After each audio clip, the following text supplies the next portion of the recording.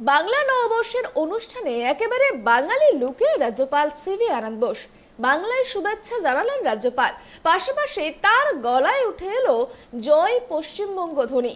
একসময় তার মুখে জয় বাংলা মন্তব্যে বিতর্কের সৃষ্টি হয়েছিল, এবার তা একটু বদল করে নিলেন রাজ্যপাল।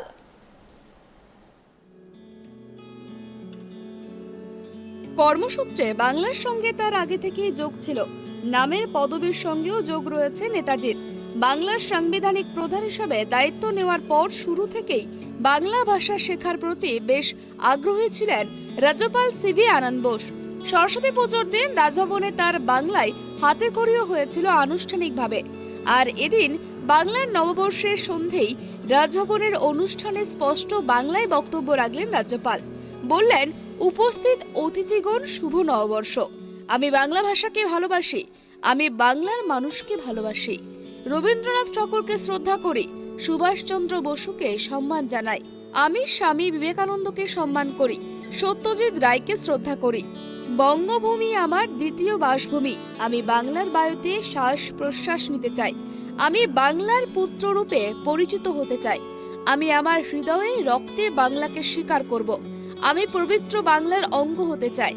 সংক্ষিপ্ত বক্তব্য হলেও গোটাটাই স্পষ্ট বাংলায় অনর্গল বলে গেলেন রাজ্যপাল সিভি আনন্দ বোস।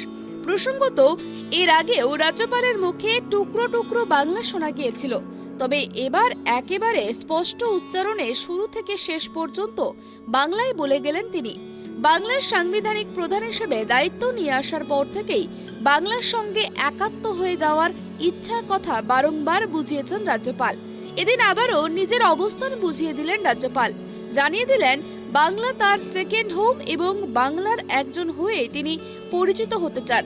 উল্লেখ্য, এদিনের সংক্ষিপ্ত বক্তব্য শেষে রাজ্যপালের মুখে শোনা গেল জয় পশ্চিমবঙ্গ। অতীতে অবশ্য রাজ্যপালের হাতে করে অনুষ্ঠানে তার মুখে জয় বাংলাও শোনা গিয়েছিল, তবে এবার সামান্য বদল এনে রাজ্যপাল বললেন জয় পশ্চিমবঙ্গ। এদিন নববর্ষের সন্ধ্যায় রাজ্যপালের সাংস্কৃতিক অনুষ্ঠানে রাজ্যপালের ছিল একেবারে বাঙালি সাজ। পাঞ্জাবি পরে একেবারে বাঙালি লুকে রাজ্যপাল। এদিন অনুষ্ঠানে উপস্থিত ছিলেন বিভিন্ন শিল্পী, কলা কুশলী ও বিশিষ্টজনেরা। রাজ্যপাল সিভি আনন্দ বোসের লেখা একটি কবিতা এদিনের সন্ধ্যেই পাঠ করলেন উষা উত্থপ। উল্লেখ্য, এদিন রাজভবনের অনুষ্ঠানের জন্য আসন বুক থাকলেও বেশ কিছু সাধারণ মানুষ ঢুকতে পারেননি বলে অভিযোগ তুলেছেন। মূলত পুলিশের বিরুদ্ধেই অভিযোগ তাদের।